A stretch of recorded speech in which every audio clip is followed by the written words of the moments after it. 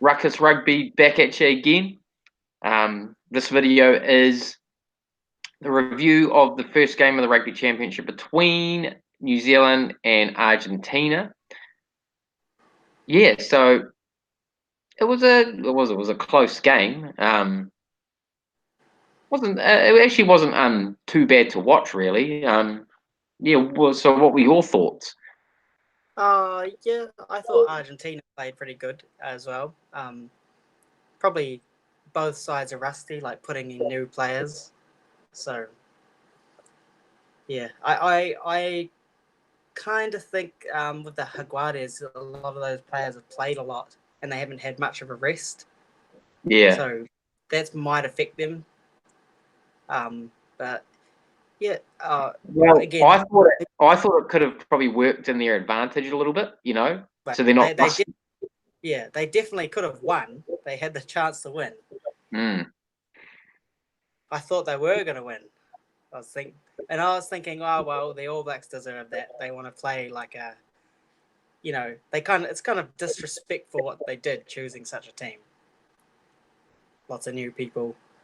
Well, yeah, yes and no, but you've got to expect that from the All Blacks coaches these days. They do it all the time now. It seems like, and it also seems again with the selections, which we'll talk about later, but for next week. But yeah, this is.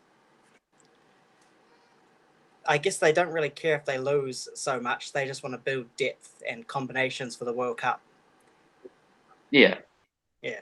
So I think from the Bledisloe Cup they will start trying to start playing their main team, who is the main starters and stuff.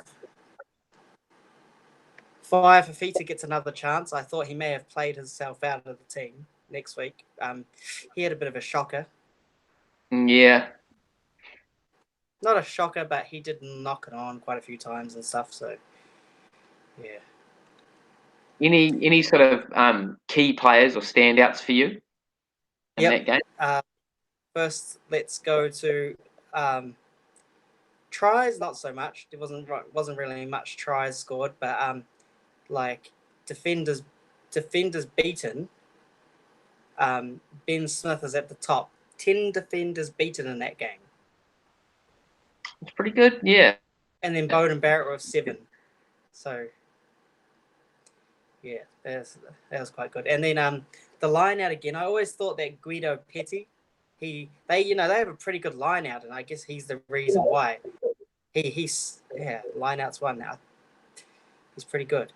And I mean the best person for the All Blacks is Fafita. So what the heck? Yeah. It should be like number 4 or 5. And another funny thing is, bro, on the top, I guess it's the top 10 of lineouts one. Patrick Tuipulotu is not even on there. Oh, what was he doing? Oh yeah, maybe they just maybe it was I don't know. So yeah, maybe it was just they didn't want the lineout calls to go to him. I don't know. Maybe it was there for more carrying purposes. Yeah, maybe that was a ploy to see what they want to see more of his ball carrying. Maybe. Yeah. Yeah, I guess it's just a close game, and we'll be able to see probably a better performance this week. Yeah. It seems like camera went off. Okay. Yeah, I know. Yeah. Oh, there we go. There we go. Yep, he's back. Yep. Yeah, so maybe we'll talk about the Australia game. So, yeah. I think, yeah. Australia didn't. Well, Australia didn't play like badly, but they just didn't do enough to win. Well, the defense wasn't good, but their attack, they could have won or had it very close. They just dropped quite a few. They one ball was like right before the try line, and Dane Halapeti just had to dive on it, but he tried to pick it up. Yeah, you never do that. Yeah. Yeah. And of course he knocked it on. That was just like he just threw away 5 points there. So he did score a try before that, so I won't criticize him heavily, but yeah, that's the kind of mistakes you make in Super Rugby, not on the international level.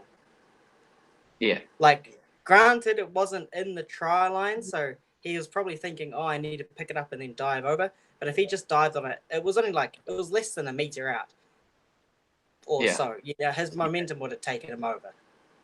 Yeah. And even if it didn't, he could at least not turn the ball over, and they can still have another opportunity out wide or something like that. Yeah. But yeah, they lost. Ended up being a little bit of a thrashing, I guess. But man, the Springboks, that was like their B team, and they looked dangerous. I know. Yeah. And they just found that guy, Herschel. Yeah. Man, he actually he scored 2 tries, nearly got 3. Yeah. Still got the one he got dragged down early. He still got. They still got the try. Yeah. Yeah, and that came from Peter Stefan doing a little kick, like chip ahead, and he Yeah. chased it. Yeah, heaps of forwards are doing little kicks like that these days, eh? Yeah. Do not count them out for the World Cup. No, actually, they look like the favourite nearly. We'll see after this weekend. Yeah, we will. Yeah. Yeah, It's going to be a cracker down in Wellington. yeah. Man, Rassie Erasmus has turned them right around, eh? Yeah. Yeah. See, there was a little period there where they were, they were getting a bit off track, and they were sort of, well, they weren't as bad as what Australia are doing at the moment, but they were nearly heading in that direction. But now it seems they've got the right, systems in place. Yeah. And they've got some depth as well. Yeah. I did think they didn't start Guinea or Beale, but I was fine with Nick White. I mean, you'd rather Guinea there, but I didn't think he played badly. He's more become like a European style number 9. Yeah. But he's quite accurate and stuff, so I thought he was all right. But you see if they started Beale and Guinea and stuff, it could have been a different game, because instantly when Beale came on, he started causing havoc. Yeah. So it was a mistake. I mean, I can understand in part why you want to keep players that can have an impact later on in the game, but I mean, it just shows that Australia has got a bit of lack of depth because they can't. Checkers like, well, I can't really start these guys because then we don't have anyone for any impact later on. Yeah, yeah. So yeah, they did add impact, certainly. They should have brought them on earlier or something. They brought them on quite late. Yeah. Yeah. But yeah, I won't count them out either. But I don't think they're going to have a good rugby championship because all the other teams are on form. Yeah. And they're not. Yeah. Like, they're going to struggle. I think the Argentinians are going to belt the living daylights out of them. Well, I hope so. Yeah. Well, yeah. Standouts are obviously Herschel Yantes and the other halfback, Rowan. I forgot his name. But yeah, he also got a try at the end. So yeah. And then the top 2 tacklers for the whole competition so far, both of 14, is 2 South Africans, Jesse Creel and Luke Diaga. So Yeah, Creel, he's a bit of a beast on defence. yeah, he's on the bench this week, but yeah, he is. That Luke Diaga, he's in a few of those top stats, like lineouts 1 also. He's number 2. Yeah, they got quite a few good locks. But yeah, it's going to be exciting to see this week. It will be. It will be. Yeah. Well, I guess that about wraps it up with this video. We're going to come back and drop another one very shortly. So we will see you then. Goodbye.